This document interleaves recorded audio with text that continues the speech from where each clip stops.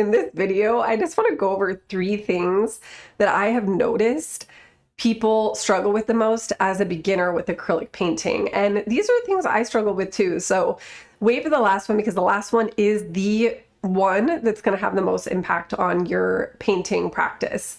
So number one, what I see people do is they're actually not using enough paint or they're using way too much.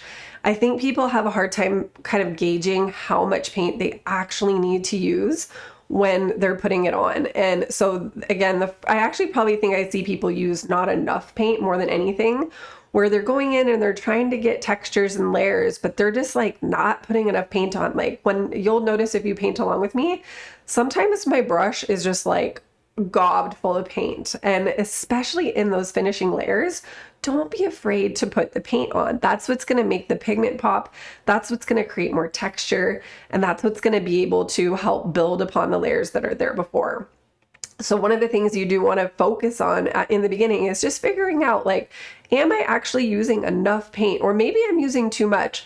Some signs that you might be using too much paint is like your paint gets away from you, your colors get muddy, things like that. That's what I see happen with people who use too much paint. So finding the right amount of paint to use at each stage of the process is a game changer once you begin to master that. Number 2, what I notice people do is that they focus way too much.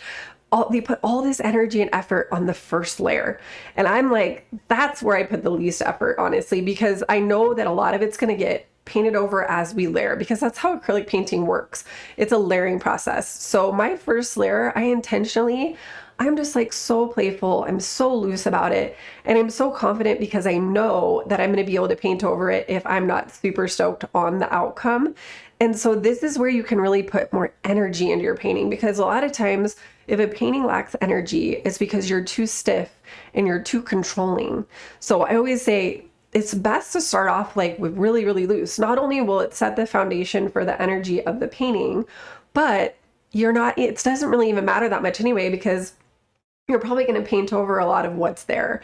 So it's a way to loosen up and it's a way to get the foundation in. And again, we're not putting too much stress on it. But what I've seen over and over again is people they're spending so much time and they're like fussing over every brushstroke and how every streak looks. And I'm like, no, don't even worry. You're probably not going to see that in the end. And I know it might seem dismissive, but it's not. It's just that I know that your energy is not well focused there. So save it for the parts you're actually going to see in the end. So number 3, and again, this is the most important, is the mindset. 90% of the time people walk in to the process, especially beginners, and they look at the project we're going to be doing or whatever it is they're trying to accomplish that day. They just already out loud start saying things like, I won't be able to do this, or that looks hard, or whatever you're saying is going to more likely be your outcome.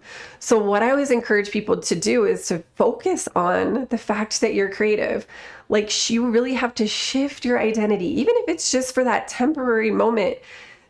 Call yourself an artist and realize that you're creative. Like, try to focus on those things instead of focusing on where you aren't at yet.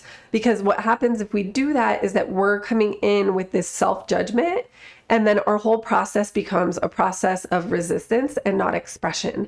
And that's why I say number 3 is the most important, because you can have all the techniques, you can have all the best art supplies, you can have all the stars aligned, but if you don't believe in yourself and what you're doing and why you came there to express, it's not going to matter. So you really need to get your mind right.